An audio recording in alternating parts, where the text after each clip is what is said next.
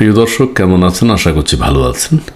সচিবালয়ের মতো জায়গায় অগ্নিকাণ্ডের মতো ঘটনা ঘটেছে এবং সে আগুন নিয়ন্ত্রণে আনতে 10 থেকে 12 ঘন্টা সময় লেগেছে।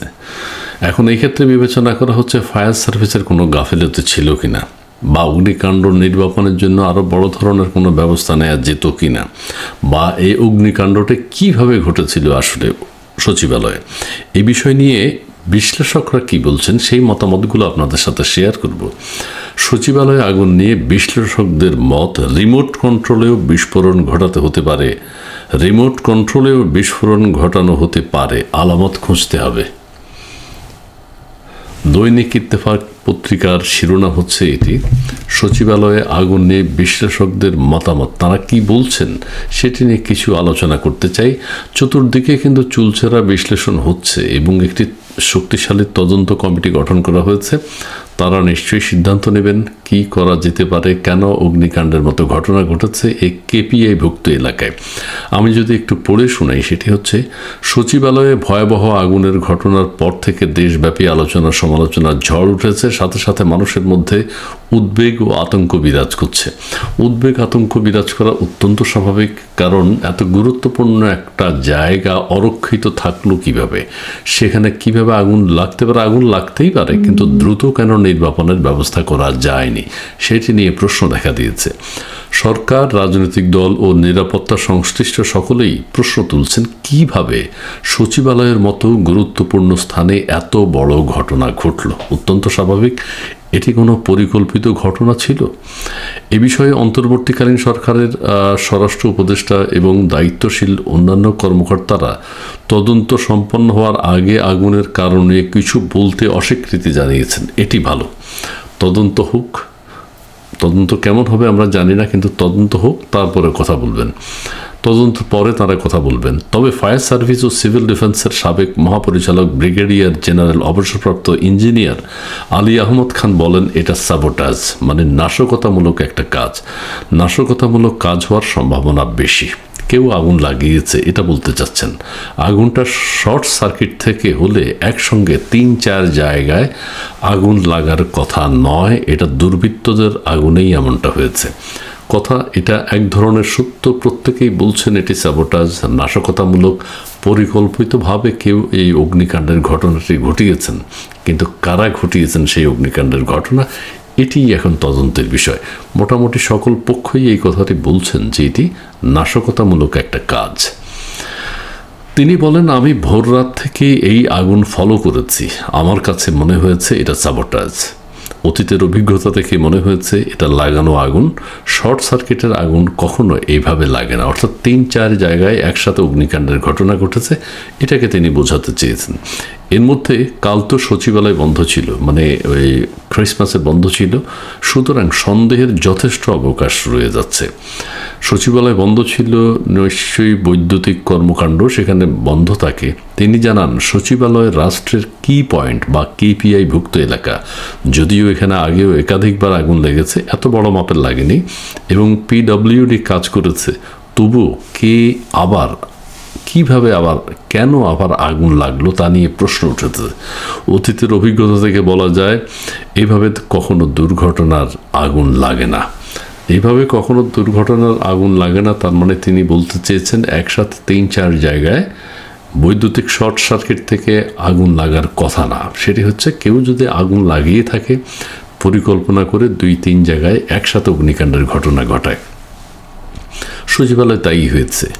এক গার্মেন্টসে আগুন লাগার অভিজ্ঞতা তুলে ধরে ফায়ার সার্ভিসের সাবেক এই কর্মকর্তা বলেন, দুর্বৃত্তরা যখন আগুন লাগায় তখন একসঙ্গে একাধিক স্থানে আগুন লাগায়। এমন দুর্বৃত্তায়নের আগুন আমি আগেও দেখেছি। তিনি আগেও দেখেছেন, যেহেতু তিনি ফায়ার সার্ভিস সিভিল ডিফেন্সে ছিলেন। এখানেও সচিবালয়ে তাই হয়েছে। এটা শর্ট সার্কিট না, আগুন লাগানো হয়েছে, অর্থাৎ বৈদ্যুতিক দুর্ঘটনা না, এটা পরিকল্পিতভাবে অগ্নিকাণ্ডের ঘটনা ঘটানো হয়েছে। রাষ্ট্রের গুরুত্বপূর্ণ জায়গায় আগুন লাগাটা একদম গ্রহণযোগ্য নয়, এমন মন্তব্য করে ফায়ার সার্ভিস বিশেষজ্ঞ বলেন, এটি অত্যন্ত দুঃখজনক, দুর্ভাগ্যজনক। এখানে গুরুত্বপূর্ণ নথি চুরি বা সাবোটাজ হতে পারে, নিরাপত্তা নিশ্চিত করা জরুরি ছিল এবং নিজস্ব নিরাপত্তা ব্যবস্থা পালন করা প্রয়োজন ছিল। নিজস্ব নিরাপত্তা ব্যবস্থা তো অলরেডি আছে সচিবালয়ের, এটা কেপিআইভুক্ত এলাকায় যেহেতু উচ্চ নিরাপত্তা সেখানে বিধান করা হয়ে থাকে। ফায়ার সার্ভিসের একটা ইউনিট সেখানে থাকে, নিরাপত্তা বাহিনী তারা 24 ঘন্টা সেখানে পাহারারত থাকেন। পুলিশ কতক্ষণ থাকবে তিনি বলছেন পুলিশ কতক্ষণ থাকবে, কিন্তু পুলিশ আছে, ছিল। তার চেয়ে নিরাপত্তা নিজেকে নিশ্চিত করতে হবে, নিজেদের নিরাপত্তা নিজেরা নিশ্চিত করতে হবে, অর্থাৎ প্রত্যেককে সচেতন থাকতে হবে। নিজের বাড়ি নিজে আমরা যেরকম পাহারা দিই, নিরাপত্তার বিধান করি, তাই তিনি বলছেন। সিসি ক্যামেরা আছে। সচিবালয়ের আগুনকে সরাসরি নাশকতার অংশ হিসেবে দেখছেন ফায়ার সার্ভিসের সাবেক মহাপরিচালক, ইনি আরেকজন ব্রিগেডিয়ার জেনারেল অবসরপ্রাপ্ত আবু নাঈম মোহাম্মদ শহীদুল্লাহ। তিনি বলেন আগুন লাগার পর তদন্তে দেখতে হবে সেখানে লোকজন ছিল কিনা। অবশ্যই দেখতে হবে। 24 ঘন্টার নিরাপত্তার বিধান সেখানে রয়েছে। ফায়ার প্ল্যান্ট কাজ করেছিল কিনা, ফায়ার সার্ভিসের যে ছোট্ট ইউনিটটা ছিল সেটা কাজ করেছিল কিনা, বা অন্যান্য আরও ফায়ার সার্ভিসের যারা ছিলেন তারা কাজ করেছিলেন, এবং মশার কয়েল বা সিগারেট ছিল কিনা। হ্যাঁ, মশার উপদ্রব থেকে বাঁচার জন্য অনেকে রাতে ঘুমানোর সময়, আপনারা জানেন 1:52 ঘটনাটি ঘটেছে, মশার কয়েল জ্বালাতে পারে, সেখান থেকে অগ্নিকাণ্ড হতে পারে। কিন্তু তারপর প্রশ্ন থেকে যায় 3 জায়গায় কীভাবে হবে। আবার কেউ কেউ সেখানে সিগারেটের আগুনও ফেলতে পারেন, কিন্তু 3 জায়গায় একসাথে ফেলবেন কিভাবে। এছাড়া যদি মানুষ না থাকে তবে বিচ্ছিন্ন থাকার কথা। সচিবালয় যদি বন্ধ থাকে, আমার মনে হয় তিনি যেটা বলতে চেয়েছেন যে বিদ্যুৎ সেখানে বিচ্ছিন্ন থাকে, এইসব বিবেচনা করে তদন্ত করতে হবে। অর্থাৎ তদন্তের জন্য এগুলো মাথায় রাখতে হবে। সিগারেট খেয়েছিল কিনা, মশার কয়েল জ্বালিয়েছিল কিনা, বিদ্যুৎ ছিল কিনা সেখানে। ফায়ার সার্ভিসের সাবেক ডিজি আবু নাঈম মোহাম্মদ শহীদুল্লাহ বলেন আগুন যদি 6 তালাতে হয় সেটা কিন্তু রিমোট কন্ট্রোলের মাধ্যমেও কোনো কিছুর বিস্ফোরণ ঘটিয়ে করা যেতে পারে। এই একটা প্রশ্ন। রিমোট কন্ট্রোলের মাধ্যমে বাংলাদেশে অগ্নিকাণ্ডের ঘটনা কখনো ঘটানো হয়েছে কিনা আমার জানা নেই, আপনারা জানবেন হয়তো, বা আমি জানি না, আমার ব্যর্থতা হতে পারে। কিন্তু রিমোট কন্ট্রোলের মাধ্যমে তিনি বলছেন যে ঘটানো হয়েছে কিনা। আধুনিক বিশ্ব, প্রযুক্তি এখন অত্যাধুনিক, সো এটাও ভাবতে হবে যে রিমোট কন্ট্রোলের মাধ্যমে বৈদ্যুতিক ঘটনা ঘটানো যায় কিনা, অর্থাৎ ফায়ারের মতো ঘটনা ঘটানো যায় কিনা রিমোট কন্ট্রোলের মাধ্যমে।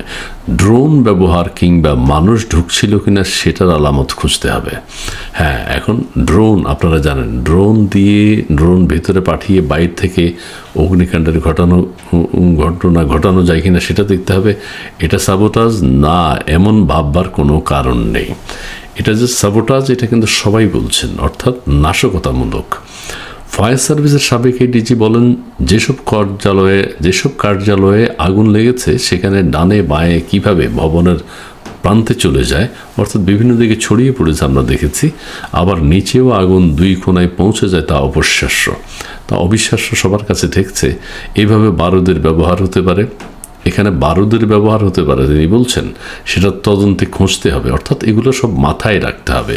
ফায়ার সার্ভিস অ্যান্ড সিভিল ডিফেন্সের সাবেক পরিচালক অপারেশনস AKM শাকিল নেওয়াজ বলেন আরেক বিশেষজ্ঞ, তিনি বলছেন সচিবালয়ে লাগা আগুন নির্বাপনে 10 ঘন্টা সময় নেওয়া অবিশ্বাস্য। অর্থাৎ ফায়ার সার্ভিস আশেপাশেই ছিল, আপনারা জানেন সিদ্দিক বাজারই সচিবালয়ের কাছেই, সেখান থেকে এসে 10 ঘন্টা কেন সময় লাগলো। আবার আরেকটি কথা শোনা যাচ্ছে, সচিবালয়ে যে ফায়ার সার্ভিসের ল্যাডার আছে, উপরে যে মইগুলো রয়েছে, এগুলো নিয়ে প্রবেশ করতে কিন্তু ওই যে হাইটের গেট হওয়ার কথা বা দালানগুলো হওয়ার কথা, সেখান থেকে ভিতরে যেতে পারেনি। এটা একটা সমস্যা হয়েছিল। সচিবালয়ে আগুন লাগানো হয়েছে বলে দাবি করে তিনি বলেন নাশকতার কারণ আছে। যেসব প্রতিষ্ঠানের বিরুদ্ধে বেশি দুর্নীতির অভিযোগ সেই সব জায়গাতে আগুন লেগেছে, আর অন্য ভবনগুলোতে লাগানো হয়নি। এটা উনি কিভাবে বলেছেন, কোন ভবনে কিভাবে দুর্নীতির অভিযোগগুলো কোথায় আছে, নিশ্চয়ই হলো কম্পিউটার আছে, আইন আদালতের কাছেও চলে গেছে। দুর্নীতির কথা যেহেতু বলা হয়েছে, সব মন্ত্রণালয়ে তো দুর্নীতির আখড়া বলা হচ্ছে বিগত সরকারের। কাজেই নির্দিষ্ট করে এই ভবনটিকে চিহ্নিত করা, দুষ্কৃতকারীরা চিহ্নিত করেছেন, এইটি বলা আমার মনে হয় কতটুকু যুক্তিযুক্ত। তিনি বলেন যদি আগুনটি দুর্ঘটনাজনিত হতো তাহলে তা এক জায়গায় লাগার কথা ছিল, এটা সবাই বুঝতেছেন। কিন্তু এখানে একসঙ্গে 3টি জায়গায় আগুন লেগেছে, যা সন্দেহজনক। তিনি প্রশ্ন করেন, যেখানে পুলিশ, আনসার ও বিজিবি ছিল সেখানে চারপাশের লাইট বন্ধ ছিল কেন? এটা একটা নতুন প্রশ্ন। পুলিশ, আনসার, বিজিবি যেখানে ছিল এটা তদন্তে বেরিয়ে আসবে। সেখানে তিনি বলছেন যে বিদ্যুৎ ছিল না। বিদ্যুৎ কেন বন্ধ ছিল? ফায়ার সার্ভিস কি করেছিল? হ্যাঁ, ফায়ার সার্ভিস দেরিতে গেল কীভাবে? ফায়ার সার্ভিস কেন দ্রুত ওর অগ্নি নির্বাপনের ব্যবস্থা গ্রহণ করতে পারেনি? এটা কিন্তু তদন্তে আসবে। তাদের কি ধরনের দুর্বলতা ছিল? তিনি উল্লেখ করেন, বঙ্গবাজারে 10 গজের মধ্যে আগুন দ্রুত নিভাতে পারল না ফায়ার সার্ভিস। হ্যাঁ, বঙ্গবাজারে একটা বড় ধরনের অগ্নিকাণ্ডের ঘটনা ঘটেছে, তার 10 গজের মধ্যেই কিন্তু ফায়ার সার্ভিসের অফিস। তারা কিন্তু সেখান থেকে এসে বা সেখান থেকে পানি মেরে বঙ্গবাজারের আগুন কিন্তু তারা নিয়ন্ত্রণ করতে পারে নাই। আর সচিবালয়ের মতো কেপিআই ভুক্ত প্রতিষ্ঠানে তাও সম্ভব হলো না। এটা কিভাবে ভাবতে পারি? এটি অগ্রহণযোগ্য এবং তাদের ব্যর্থতাকেও তদন্তের আওতায় আনতে হবে। সবগুলো বিষয় আনতে হবে। তবে শেষে একটি গুরুত্বপূর্ণ কথা, সেটি হচ্ছে সচিবালয়ে লাগা আগুনের ঘটনায় উচ্চ পদস্থ তদন্ত কমিটি গঠন নিয়ে সমালোচনা করে তিনি বলেন, কমিটিতে রাখা ব্যক্তিরা অভিজ্ঞতা ছাড়াই কিভাবে আগুনের কারণ বা সাবোটাজ শনাক্ত করবেন? যাদেরকে নিয়ে তদন্ত কমিটি করা হয়েছে তিনি বলছেন যে তাদের কোনো অভিজ্ঞতা নেই। অভিজ্ঞতা ছাড়া তারা কিভাবে আগুনের কারণ, সাবোটাজ শনাক্ত করবেন? যেখানে ফায়ার সার্ভিসের ভূমিকা প্রশ্নবিদ্ধ, সেখানে তাদেরই আবার কমিটিতে অন্তর্ভুক্ত করা হয়েছে। তিনি এটা বলছেন যে ফায়ার সার্ভিসের কর্মকর্তাদের বিরুদ্ধে বা ফায়ার সার্ভিসের ভূমিকা নিয়েও তো প্রশ্ন আছে।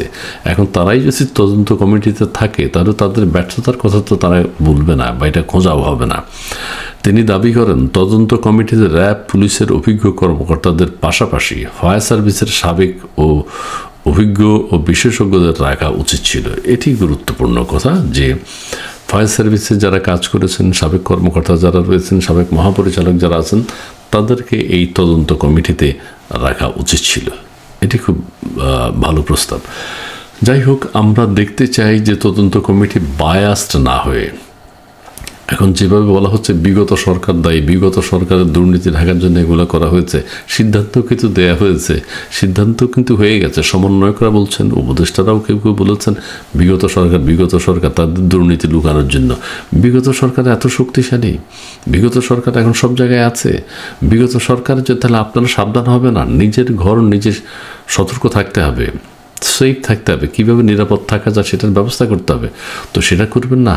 আর আরেকটা বিষয়, আগুন কারা লাগিয়েছে, কীভাবে লেগেছে সেটি বড় কথা নয়, কারা সেখানে দায়িত্বরত ছিল, তারা কেন সেটা দেখতে পায়নি, তাদের অগোচরে কীভাবে অগ্নিকাণ্ডের ঘটনা ঘটলো বা ঘটানো হলো, সেটি তদন্তের ব্যাপার। নিজের ঘর নিজেই নিরাপদ রাখার চেষ্টা করতে হবে।